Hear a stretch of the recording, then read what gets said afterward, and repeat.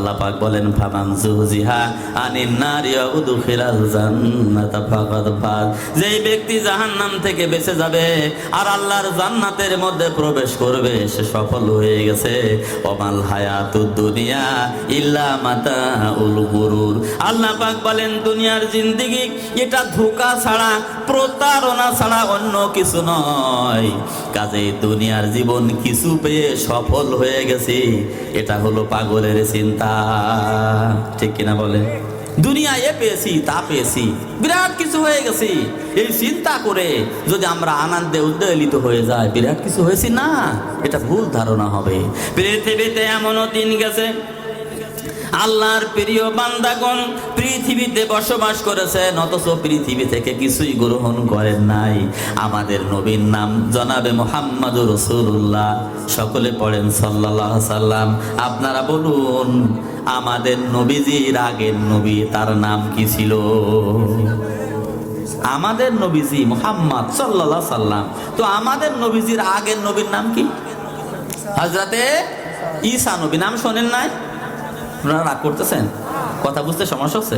তাহলে আমার সাথে কথা বলছেন না কেন? আমাদের নবীজির আগের নবীর নাম ঈসা নবী। বলেন সবাই, সবার মুখ খুলতে হবে। কোন নবী? ঈসা নবী। হযরতে ঈসা নবী। নবীগণ কিন্তু আল্লাহর এক নম্বর বান্দা। আল্লাহ সুবহানাহু ওয়া তাআলা নবীদেরকে স্পেশাল মর্যাদা দিয়েছেন। এক নম্বরের উপরে কি আছে, তার উপরে কি আছে তাই বললে ভালো হয়। আল্লাহর স্পেশাল বান্দা নবীগণ, প্রত্যেক নবী সম্মানিত। আমাদের নবীজির আগের নবী ঈসা নবীর কথা বললাম, উনি পৃথিবীতে চলাচল করেছিলেন। ঈসা নবীর কিন্তু কোনো জায়গা জমি ছিল না। ছিল? বলেন। আহা, জায়গা জমি ছিল না। উনার এক জোড়া কাপড় ছিল। আপনারা বলুন কি ছিল? ঈসা নবীর এক জোড়া কাপড়। দুনিয়ার সম্পদের মধ্যে এক জোড়া কাপড় ছিল। আর পানি পান করার জন্য উনি পানি পান করবেন এই জন্য একটা মগ ছিল, পানির পেয়ালা ছিল। কি ছিল বলেন আপনারা? এক জোড়া কাপড় আর পানি পান করার একটা পেয়ালা ছিল। আর ছিল চুল দাড়ি আঁচড়ানোর জন্য একটা চিরুনি। শুনছেন কিনা বলেন? কোনো জায়গা নাই, জমি নাই, সহায় সম্পত্তি নাই, এক জোড়া কাপড়, পরনের কাপড়, পানি পান করার জন্য একটা পেয়ালা আর চুল দাড়ি আঁচড়ানোর জন্য একটা চিরুনি ছাড়া ওনার কোনো সম্পদ নাই। হযরতে ঈসা নবী হাদিস শরীফের মধ্যে এসেছে, উনি একদিন রাস্তা দিয়ে যাচ্ছেন, হঠাৎ করে উনি দেখতে পেলেন এক ব্যক্তি এইরকম অঞ্জলি ভরে পানি পান করতেছে। আমরা কি বলি এটা? এরা অঞ্জলি, তাই না? আমরা আমাদের বাংলা ভাষায়, এলাকা ভিত্তিক ভাষায় কি বলি? আজ লোকেটি খাওয়া। ঠিক আছে, আপনার কথা ধরে নিলাম। তো উনি দেখতে পেলেন এক ব্যক্তি অঞ্জলি ভরে পানি পান করতেছে। কে দেখলেন বলেন? ঈসা নবী। বলেন সবাই। ঈসা নবী দেখছেন অঞ্জলি ভরে একজন পানি পান করতেছে।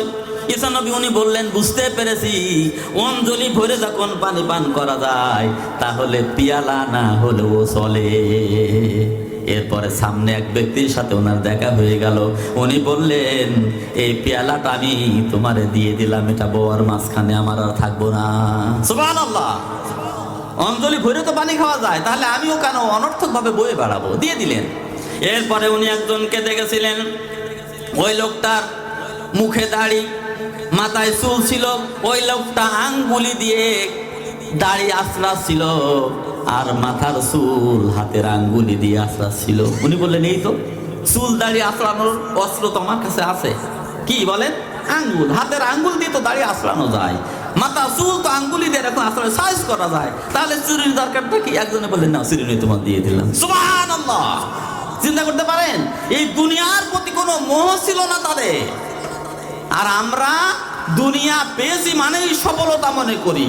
হাদিস শরীফের মধ্যে আছে হযরতে ঈসা নবী তার বেশি পছন্দের ডাক ছিল কেউ যদি তাকে মিসকিন বলে ডাকতো। শুনছেন? আমার প্রিয় নবী উনি আল্লাহর কাছে দোয়া করতেন যে আল্লাহ আমি ওই সম্পদশালী হতে চাই না, সম্পদশালীর মাঝখানে থাকতে চাই না, তুমি আমাকে এই মিসকিনের মধ্যে শামিল করো, মিসকিন হিসেবে কবরে নিও, হাসর করো মিসকিনদের মধ্যে। একটু জোরে কর না সুবহানাল্লাহ। হুজুর যখন দুনিয়া থেকে বিদায় হয়ে চলে গেলেন, আমাদের প্রিয় নবী দুনিয়া থেকে বিদায় হয়ে চলে গেলেন, সেই সময় রাসূলুল্লাহ সাল্লাল্লাহু আলাইহি সাল্লামের দুনিয়ার সম্পদ বলতে ছিল একটা বল্লম, অথচ সেটা বাড়ি ছিল না। 30 সা জবের বিনিময়ে একটা ইহুদির বাড়ি বন্ধক রাখা ছিল। সুবহানাল্লাহ বলে। আপনারা নিশ্চয়ই বুঝতে পেরেছেন, যদি মাঠে অনেক জমি হওয়া, যদি সফলতার মাপকাঠি হতো, বিরাট বড় বিল্ডিং তৈরি করা যদি সফলতার মাপকাঠি হতো, তাহলে নবীগণ বলতেন সফল হতে গেলে ওগুলো তো আমার আগে করা দরকার। ঠিক না ঠিক বলেন? ওগুলো তো আগে দরকার। কিন্তু আসলে মানুষকে তারা বুঝিয়ে গেছেন, জাহান্নাম থেকে যদি কেউ বেঁচে যায়, জান্নাতে চলে যায়, সে সফল হয়ে যাবে। এই পৃথিবীটা ধোঁকার একটা জায়গা, পরীক্ষার একটা সেন্টার ছাড়া আর কিছু না। সুবহানাল্লাহ পড়েন। এখন আপনাদের মনের মধ্যে প্রশ্ন জেগে যেতে পারে যে তাহলে দুনিয়ায় কি ঘর বাড়ি করা যাবে না, এখানে কি টাকা পয়সা ইনকাম করা যাবে না? আসলে এই বিষয়গুলো আপনাদের সামনে ক্লিয়ার করে দিতে চাই।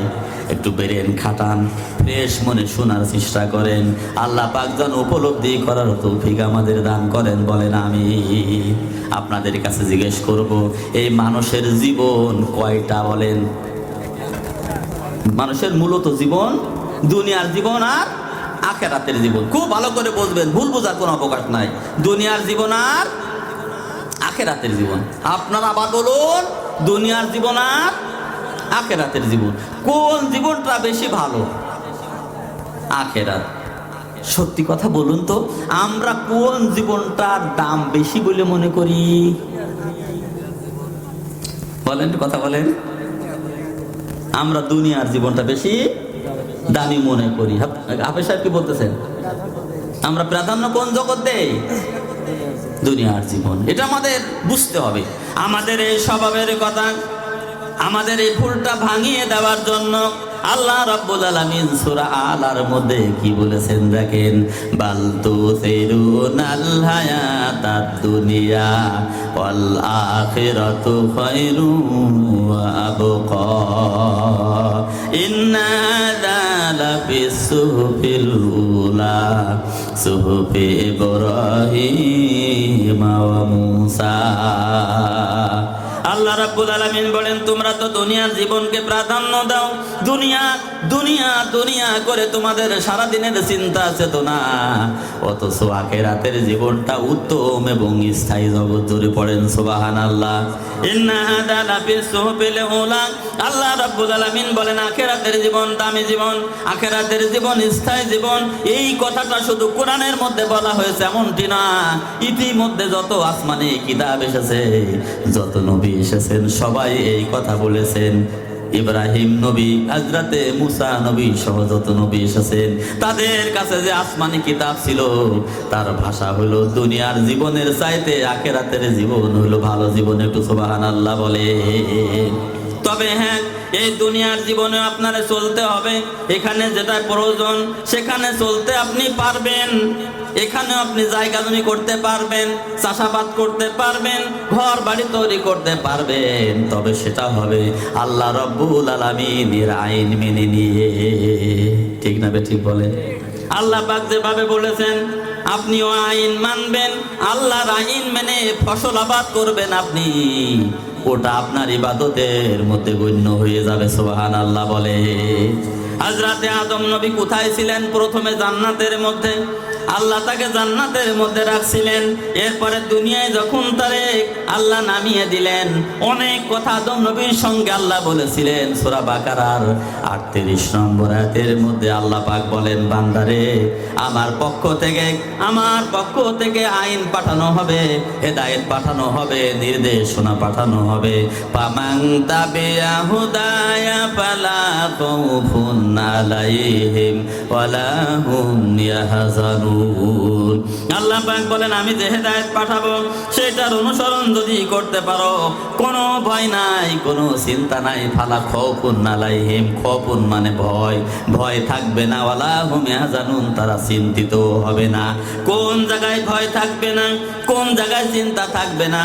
এখানে দুই জগৎকে উদ্দেশ্য করে বলা হয়েছে। তাদের দুনিয়ায়ও ভয় থাকবে না, আখেরাতেও ভয় থাকবে না। তাদের দুনিয়ায় চিন্তা থাকবে না, আখেরাতেও চিন্তা থাকবে না। যারা আল্লাহ রাব্বুল আলামিনের বিধান মেনে চলবে, সুবহানাল্লাহ বলে। তাহলে আল্লাহর বিধান যদি মানা হয় দুনিয়ায়ও ভালো থাকা যাবে, আখেরাতেও ভালো থাকা যাবে। আপনারা বলুন তো আসল সফলতা কি?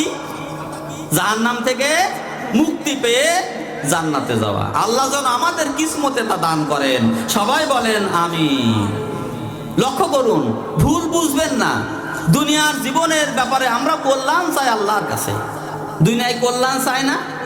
আপনারা একটু খেয়াল করে দেখেন সূরা বাকারার ভিতরে 200 নম্বর আয়াতের মধ্যে আল্লাহ রাব্বুল আলামিন এই পৃথিবীর মানব গোষ্ঠীকে 201 নম্বর আয়াতের মধ্যে এই পৃথিবীর মানব গোষ্ঠীকে আল্লাহ 2 ভাগে ভাগ করেছেন। কয় ভাগে?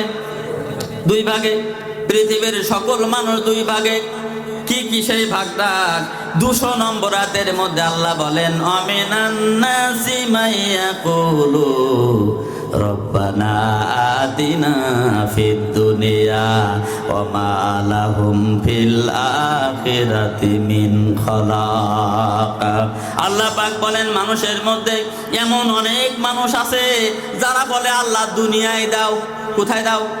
রব্বানা আতিনা ফিদ দুনিয়া, আল্লাহ দুনিয়ায় দাও, দুনিয়ায় দাও, এ দাও, তা দাও, অমুক চাই, তমুক চাই, চাই চাই, শুধু চাই দুনিয়ায়। আল্লাহ রাব্বুল আলামিন বলেন ওয়া মা লাহুম ফিল আখিরাতি মিন খালাক, আমি আল্লাহ আমার কাছে তাদের জন্য আখিরাতের কোনো পাওনা নেই। জোরে পড়ে নাউজুবিল্লাহ। সূরা বাকারা 200 নম্বর আয়াত।